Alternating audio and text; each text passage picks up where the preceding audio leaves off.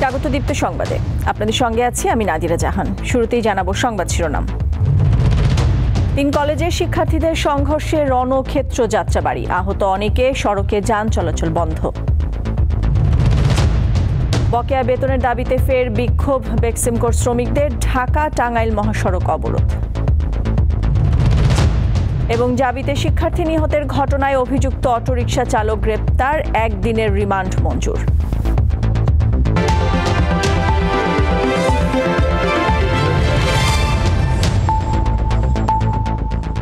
শিরোনাম শুনছিলেন, এবার পুরো খবর।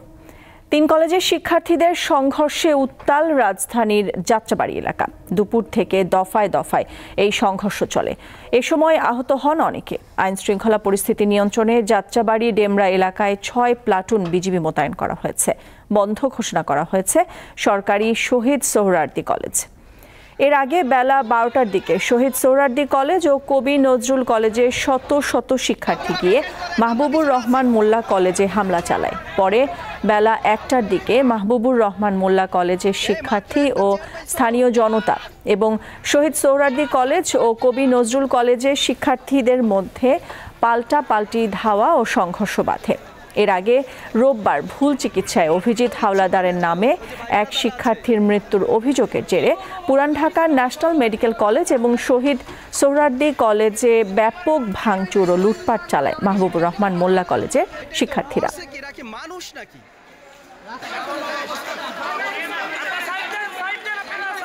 আমাদের আজকে একটা কর্মসূচি ছিল, আমরা সেটাকে বাস্তবায়ন করার জন্য সকলে আইছি আর কি।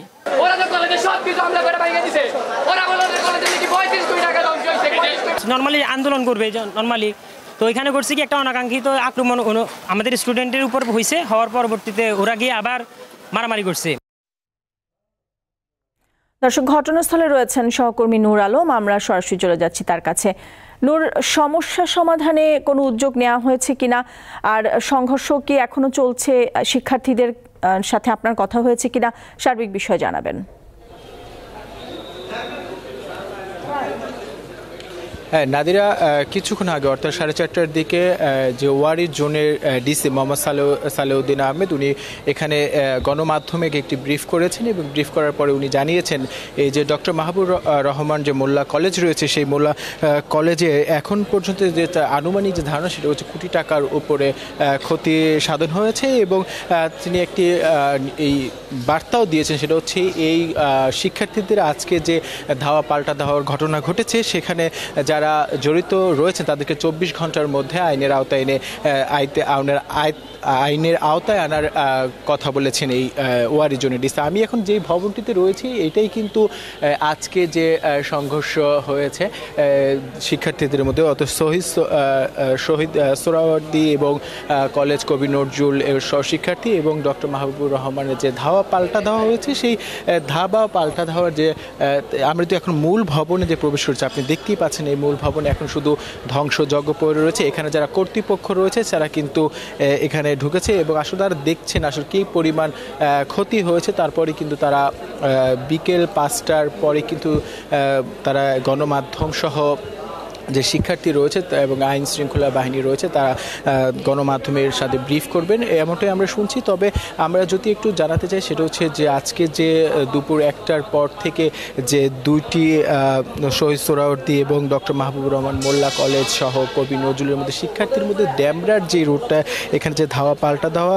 হয়েছে তারপরে কিন্তু দুই কলেজের শিক্ষার্থী প্রায় বেশ কয়েকজন আহত হয়েছেন এবং তারা এই মুহূর্তে কিন্তু ঢাকা মেডিকেল কলেজে তারা চিকিৎসা নিচ্ছে। তবে আমরা যে সূত্রের মাধ্যমে তবে তারা বলছে ঢাকা মেডিকেল এখন পর্যন্ত 30 জন শিক্ষার্থীর 30-এর অধিক শিক্ষার্থী কিন্তু সেখানে 2 গ্রুপেরই চিকিৎসাধীন নিয়েছে বলে আমরা এমনটি সূত্রে দেখছি। তবে আপনি দেখতে পাচ্ছেন এখন শুধুমাত্র যে এই পুরো কলেজটির যে স্ট্রাকচার বডি ঠিক থাকলেও যে প্রশাসনিক যে কার্যক্রম বা বিভিন্ন নথিপত্র থেকে শুরু করে এখানে কোনো চিহ্ন কিন্তু সব কিছু কিন্তু নিয়ে যাওয়া হয়েছে এবং দেখতে পাচ্ছেন এখন আমরা ভিতরে অবস্থান করছি, বাইরে কিন্তু আইন শৃঙ্খলা বাহিনী, সেনাবাহিনী, BGB, Bangladesh border guard, BGB এবং র্যাপিড অ্যাকশন ব্যাটালিয়ন, র্যাব থেকে শুরু করে আইন শৃঙ্খলা রক্ষাকারী বাহিনী সাদা পোশাকধারী, এখানে আমরা বিভিন্ন যে গোয়েন্দা সংস্থা তাদেরকেও আমরা দেখেছি এবং তারা কিন্তু এখানে কঠোর নজরদারিতে রয়েছেন যে কোনো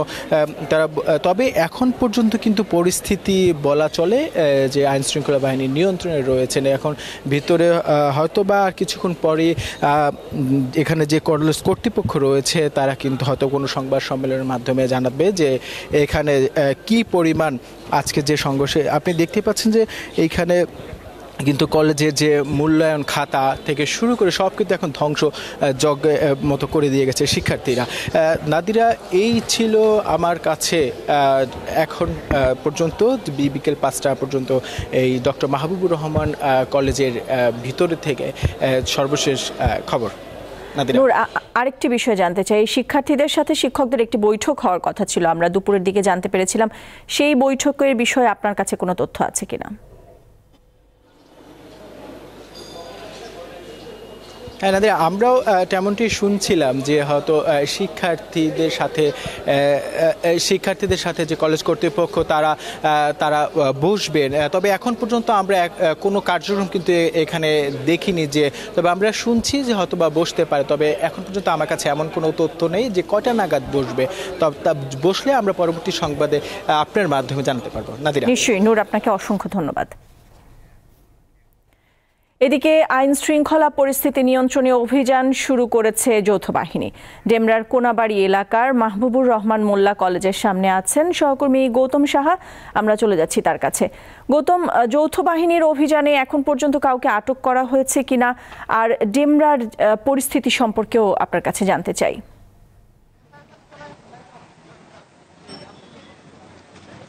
নাদিরা, ডাক্তার মাহবুবুর রহমান মোল্লা কলেজের সামনে এখন কিন্তু পরিস্থিতি একেবারেই স্বাভাবিক। আইনশৃঙ্খলা বাহিনীর নিয়ন্ত্রণে রয়েছে তাদের পরিস্থিতি, এবং কিছুক্ষণ আগেই কিন্তু এখানে সেনাবাহিনী এবং পুলিশ, বিজিবির যৌথ বাহিনীর অভিযান কিন্তু এখানে পরিচালনা করা হয়েছে। সেখানে কিন্তু পরিচালনার পরে এখানে যারা শিক্ষার্থীরা রয়েছে তাদের কিন্তু সরিয়ে দেওয়া হয়েছে। তবে এখন পর্যন্ত আটকের বিষয়টি নিশ্চিত করে কিন্তু জানানো হয়নি। তবে আমরা যে বিষয়টি জেনেছি, এখানে যে শহীদ সোহরাওয়ার্দী এবং কবি নজরুল কলেজের যে নেতৃত্বে অসংখ্য শিক্ষার্থী ডাক্তার মাহবুবুর রহমান যে কলেজটি রয়েছে, সেই ডেমরা কোনাবাড়ি হাইওয়ে সড়কটি রয়েছে, সেই সড়কের এই কলেজটিতে কিন্তু ভাঙচুর চালানো হয়েছে। আমরা একটু আপনাদের দেখানোর চেষ্টা করছি। এখানে কিন্তু ব্যাপক ভাঙচুর ও লুটপাটের অভিযোগ কিন্তু এখানকার শিক্ষার্থীরা এবং এখানে যে শিক্ষকরা রয়েছে তারা কিন্তু দাবি করেছেন, এবং ভিতরে থাকা কিন্তু যে তাদের যে সরঞ্জাম রয়েছে সেগুলি কিন্তু লুট করে হয়েছে বলে দাবি করেছেন।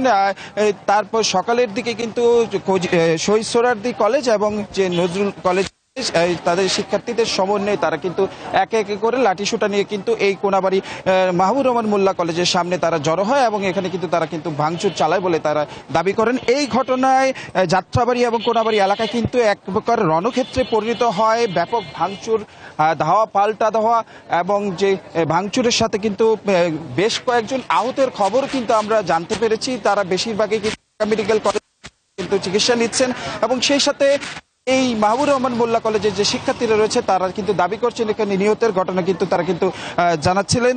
তবে এই এখন পর্যন্ত নিহতের বিষয়টি কিন্তু নিশ্চিত হওয়া যায়নি, এবং আহত কয়জন রয়েছে সেই বিষয়টি নিশ্চিত হওয়া যায়নি। তবে পুরো এলাকা ঘুরে কিন্তু আমরা যে বিষয়টি দেখেছি, এখন আইন শৃঙ্খলা পরিস্থিতি নিয়ন্ত্রণে রেখেছেন সেনাবাহিনী, বিজিবি, পুলিশ মোতায়েন রয়েছেন।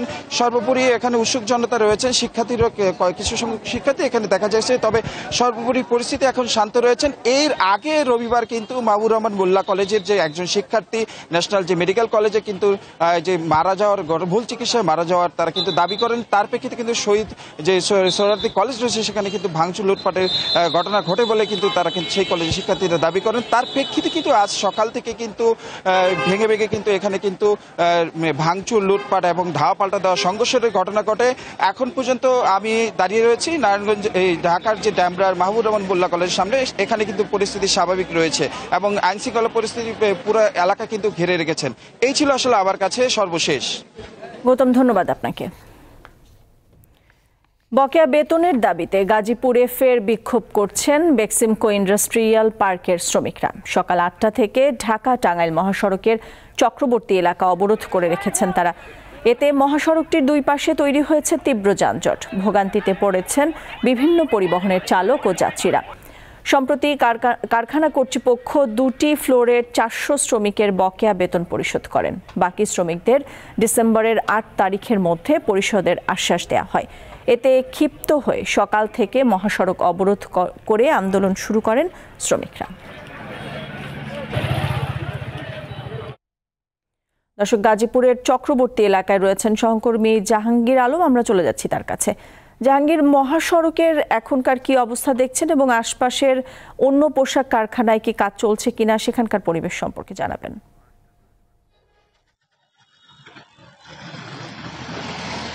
জি নাদিরা, আজও কিন্তু বেশ কয়েকদিন একটানা ঢাকা টাঙ্গাইল মহাসড়কে চন্দ্রা নবীনগর যে অংশ, সেই অংশে বেক্সিমকো এলাকায় বেক্সিমকো ইন্ডাস্ট্রিয়াল পার্কের শ্রমিকরা কিন্তু বকেয়া বেতনের দাবিতে আন্দোলন করে আসছিল। মাত্র 2 দিন বাকি ছিল এই মহাসড়কটি অবরোধ করার। গতকালকে কিন্তু তারা বিকেল থেকে অবরোধ করে রয়েছে, কেননা তাদের কয়েক হাজার শ্রমিকে বকেয়া বেতনের দাবি রয়েছে। এই দাবির প্রেক্ষিতে আসলে 2টি ফ্লোরের 400 শ্রমিককে তাদের বেতন পরিশোধ করার পর আগামী 8 ডিসেম্বর বেতনাদি পরিশোধের জন্য আশ্বাস দেয় কর্তৃপক্ষ। কিন্তু আজ আবারও মহাসড়কে অবরোধ করে সকাল থেকেই অবস্থান করছে তারা। এখানে আইনশৃঙ্খলা বাহিনীর সদস্যদের কিন্তু তেমন তৎপরতা দেখা যায়নি। তবে এই মহাসড়কের দুই পাশে কিন্তু যানজটের সৃষ্টি হয়েছে এবং পরপরই এই মহাসড়ককে এড়িয়ে চলার জন্য আসলে পরিবহন চালক এবং সংশ্লিষ্টরা চেষ্টা করছে। যেমন চন্দ্রা হয়ে বগুড়া বাইপাস হয়ে ঢাকার দিকে যাচ্ছে যানবাহনগুলো এবং নবীনগর হয়ে ধামরাই হয়ে আসলে কালিয়াকৈর হয়ে অন্যান্য যানবাহনগুলো যমুনা সেতুর দিক দিয়ে যাতায়াত করছে।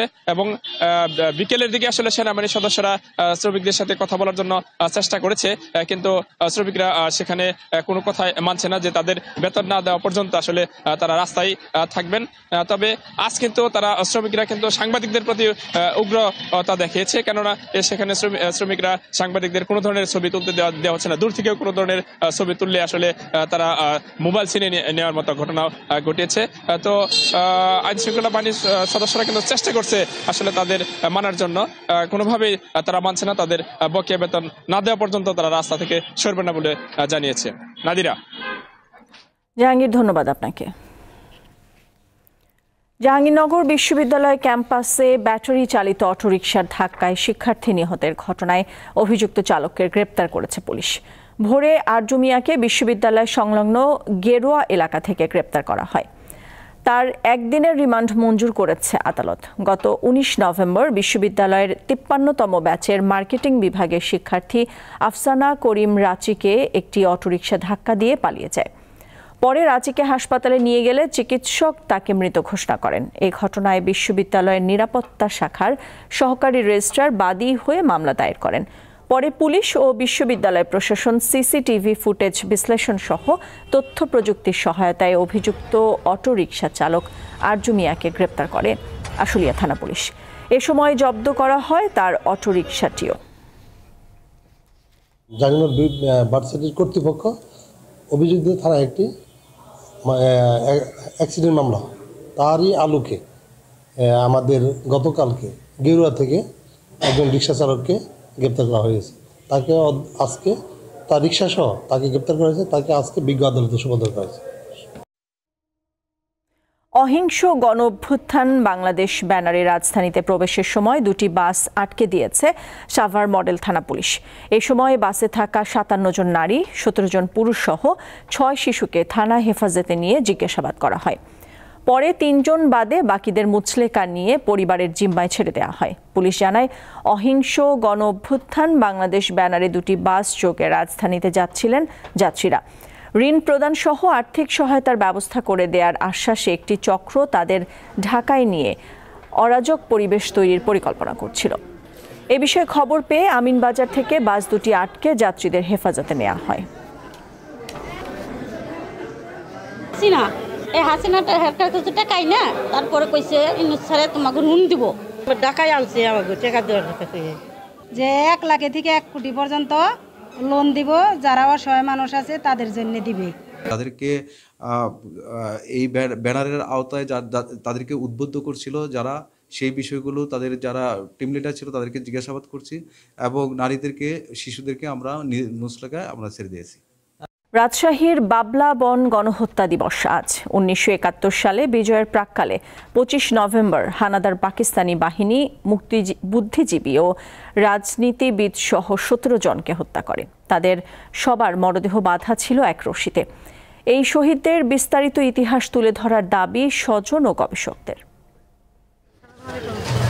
মুক্তিযুদ্ধের শেষ দিকে 1971 সালের 25 নভেম্বর রাতে পাকিস্তানি হানাদাররা তাদের স্থানীয় দোসরদের সহযোগিতায় রাজশাহীর বুদ্ধিজীবী, ব্যবসায়ী, প্রকৌশলী ও রাজনীতিবিদ সহ 17 জনকে তুলে নিয়ে যায়। 30 ডিসেম্বর শহর রক্ষা বাঁধের টি গ্রোয়েন সংলগ্ন বাবলা বনে তাদের মরদেহের সন্ধান মেলে। শহীদদের মধ্যে রাজশাহী বিশ্ববিদ্যালয়ের অধ্যাপক মীর আব্দুল কাইয়ুম, নওরোজ উদ্দৌলা খান, তসলিম উদ্দিন, আবুল হোসেন, আলাউদ্দিন, তাইব আলী, মির্জা সুলতান, আজিজুল হক চৌধুরী ও আলতাফ হোসেন অন্যতম। কিন্তু এই শহীদদের বিষয়ে তেমন জানে না নতুন প্রজন্মের অনেকে। কাদের যে বধ্যভূমি, কারা শহীদ হয়েছিলেন তার কোনো নাম বা ফলক নাই, এইটুকুই জানি। এখানে এসে আমরা দেখি যে এখানে একটা স্মৃতি স্তম্ভর মতো কিছু আছে, কিন্তু এটার এক্স্যাক্ট ইতিহাস বা কোন প্রেক্ষাপটে এটা বানানো হয়েছে এ সম্পর্কে আমাদের কোনো ধারণা নেই। এখানে রাজশাহীর বিভিন্ন বুদ্ধিজীবীকে গণকবর দেওয়া হয়েছে, কিন্তু এখানে কোনো নেম প্লেট বা নাম ফলক নাই, যার মাধ্যমে যে আমজনতা জানতে পারবে এটা কি, সেটা বোঝার কোনো উপায় নাই। স্মৃতিসৌধের পাশাপাশি শহীদদের নাম ফলক স্থাপন ও তাদের সংক্ষিপ্ত ইতিহাস লিপিবদ্ধ করার দাবি স্বজনদের। এই বাবলা বনে পদ্মভূমিতে কারো নাম ফলক বা সংক্ষিপ্ত ইতিহাস নাই। আমি সরকারের কাছে আবেদন জানাই যে সরকার যেন এটাকে নাম ফলক এবং নথিভুক্ত করে সরকারিভাবে। যে কয়েকজনের নাম পাওয়া গেছে সেটিও যদি এখানে লিখে দেওয়া হয় এবং ইতিহাসটি লিখে দেওয়া হয়, তাহলে আগামী প্রজন্ম, মানে নতুন প্রজন্ম, আমাদের মুক্তিযুদ্ধের ইতিহাসের একটি অংশ এইটি সম্পর্কে জানতে পারবে। রাজশাহী মহানগরে 9টি বধ্যভূমি রয়েছে। এগুলো রক্ষণাবেক্ষণে জোর দিচ্ছে সিটি কর্পোরেশন। আমাদের রাজশাহী যে নটির কথা বললাম মহানগরের মধ্যে এখন পড়েছে, এই নটির জায়গায় বধ্যভূমির তথ্যপত্র সংগ্রহ করা, সুরক্ষা দেওয়া, বাচ্চাদেরকে শেখানো, এই কাজগুলো আমরা করতে চাই। মহান মুক্তিযুদ্ধে পাকিস্তানি হানাদারদের বিরুদ্ধে তীব্র প্রতিরোধ গড়ে তুলেছিলেন রাজশাহীর মানুষ। দীপ্ত বার্তাকক্ষ। এবার KY স্টিল চট্টগ্রাম সংবাদ।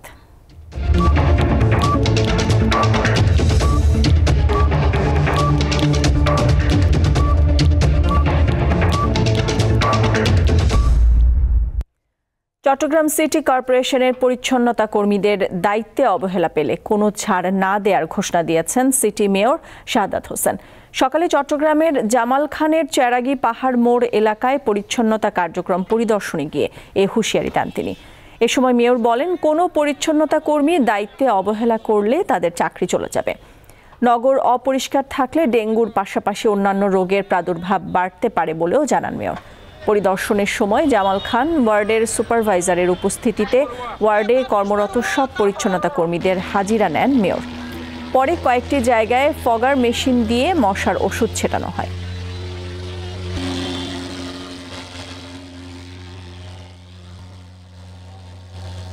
কক্সবাজারের টেকনাফে সাগরে গোসলে নেমে নিখোঁজ 2 শিশু শিক্ষার্থীর মরদেহ উদ্ধার করা হয়েছে।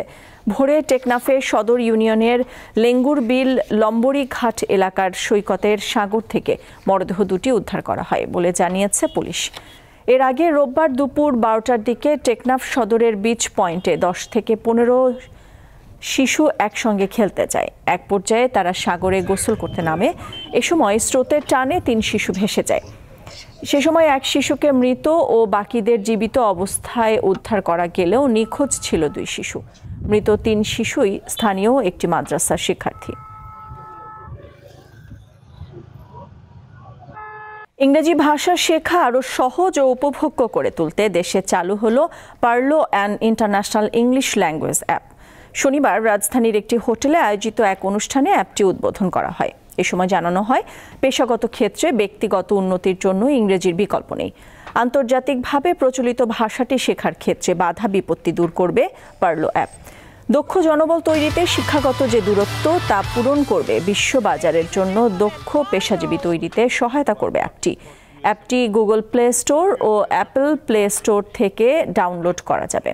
অনুষ্ঠানে প্রধান বক্তা ছিলেন অ্যাডটেক এক্সপোর্ট ও পারলোর প্রধান নির্বাহী কর্মকর্তা ক্রেগ মোহিনী। রাজধানীর মহাখালীতে SAS টাওয়ারে চালু হলো ডোমিনোস পিৎজার 37তম রেস্টুরেন্ট।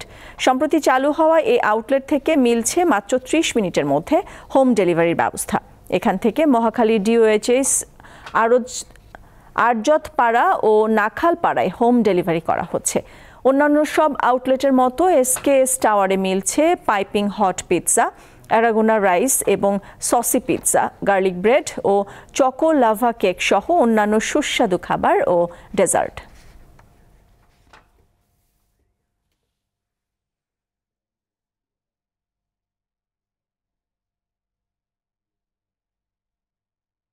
দীপ্ত সংবাদ শেষ করব একটি ভিন্নধর্মী খবর নিয়ে।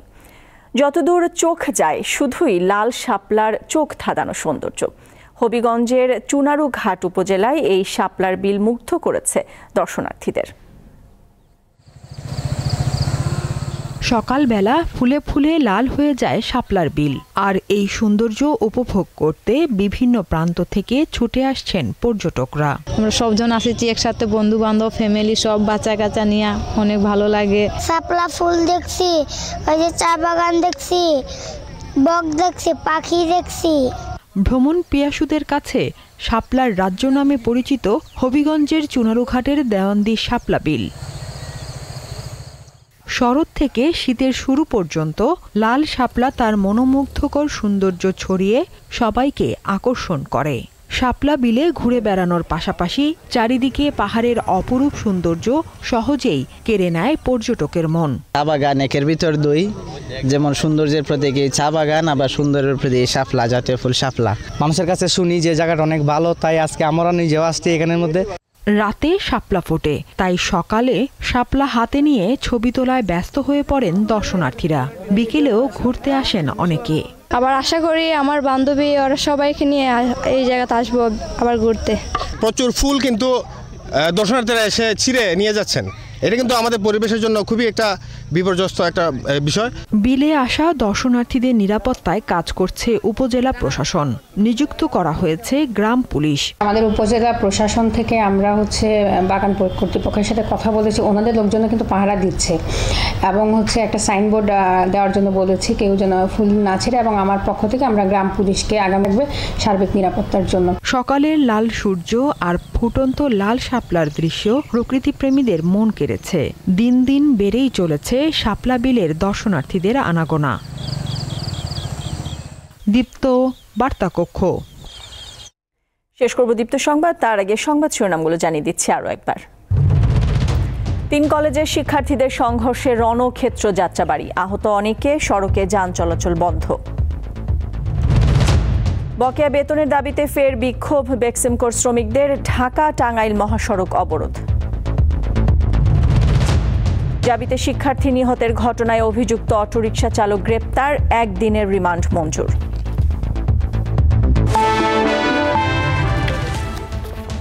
এই ছিল এখনকার মতো। আমাদের পরবর্তী সংবাদ সন্ধ্যা 6:50 দেখার আমন্ত্রণ রইল।